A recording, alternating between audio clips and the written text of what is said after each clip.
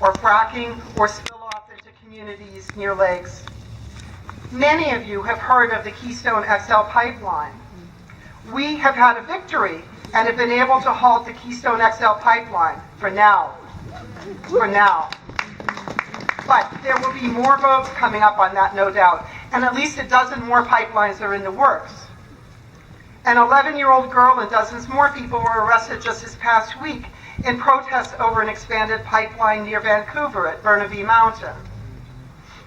In North Dakota, Montana, and Saskatchewan, the Bakken oil fields are assaulting the land and air and the water under the ground. A handful of people are profiting from this without concern for the future. There, too many of our communities now are overrun with violence, with meth and heroin addictions, which can seem like another epidemic for us, like smallpox. It's all too easy for us to talk about the many negative things that our people deal with. But I also see youth who are serious and working hard to get an education so that they can serve their people.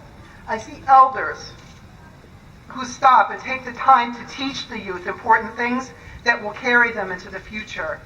There's so much beauty in our cultures. We can seek inspiration from the heroic youth and students who are largely leading the way in the life and death struggle to save the earth. Youth and students are leading the way in the protests against police brutality, from Oakland to DC, from Ferguson to New York City and Boston.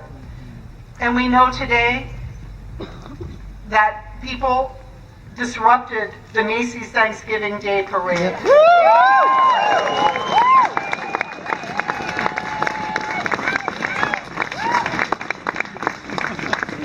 Thousands of people turned out in Boston on Tuesday night, and in New York City, protesters blocked many streets and bridges.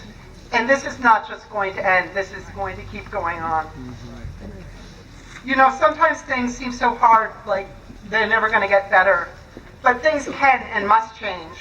We have no right to give up, to lose hope, or to stop struggling.